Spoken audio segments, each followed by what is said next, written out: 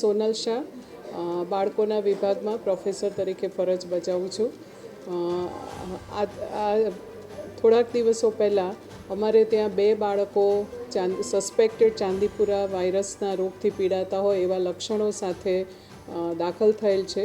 આ રોગના મુખ્ય લક્ષણોમાં બાળકને તાવ આવવો, ઉલટી થવી, પેટમાં દુખવું અને ક્યારેક ખેંચ પણ આવી શકે છે અને બેભાન અવસ્થામાં પણ બાળક પહોંચી જાય છે અને પછી શ્વાસ લેવામાં તકલીફ પડે.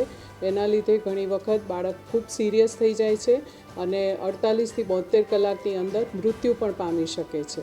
અને આ રોગ મોટાભાગે ગ્રામ્ય વિસ્તારોમાં કે જ્યાં ખૂબ જ અત્યારે વરસાદની સિઝનમાં ભેજનું પ્રમાણ હોય અને માટીના કાચા મકાનોમાં રહેતા હોય ત્યાં આગળ આ બાળકોને રોગ ફેલાવાની શક્યતા રહે છે.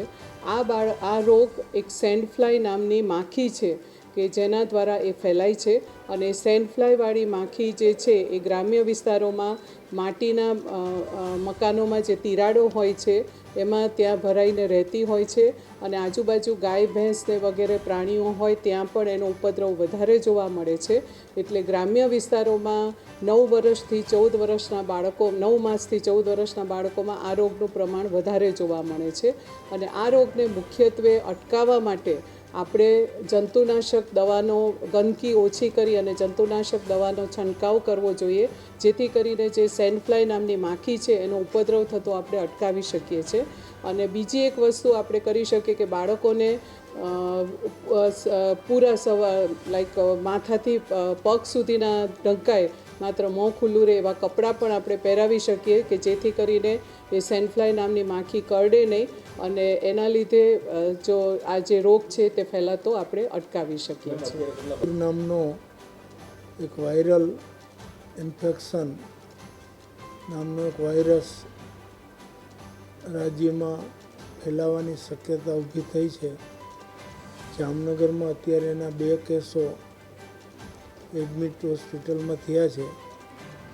આ વાયરસને કેવી રીતે અટકાવવું અને 9 માસથી લઈને 14 વર્ષ સુધીના બાળકોને આ વાયરસની અસર થતી હોય એને કેવી રીતે અટકાવવો અને હોસ્પિટલના તંત્ર તરફથી એના માટેનો સારવાર માટેની શું વ્યવસ્થા છે, આ બધાની પરિસ્થિતિની સમીક્ષા માટે આજે અમે હોસ્પિટલના અધિક્ષક જવાબદાર ડૉક્ટરશ્રીઓ સાથે અહીં મિટિંગ રાખેલ છે.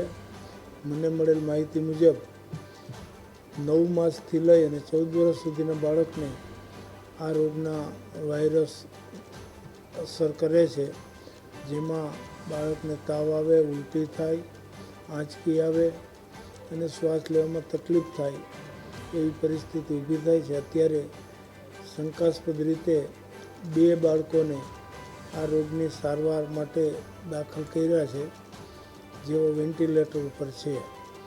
આ રોગને અટકાવવા માટે જરૂરી શું કાર્યવાહી કરવી એના માટેની ચર્ચા થઈ અને આ બધી ચર્ચાના અંતે અમે જિલ્લાના સત્તાવાળાઓ સાથે આજે આ ચર્ચા કરી અને સમગ્ર જામનગર શહેર અને જિલ્લામાં આ રોગ થતો પ્રસરતો અટકે એના માટે જરૂરી કાર્યવાહી તાત્કાલિક યુદ્ધના ધોરણે હાથ ધરી અને જિલ્લાના અને શહેરના બાળકોને આ રોગથી બચાવવા માટેના તમામ પ્રયત્નો અમે હાથ ધરવાના છીએ.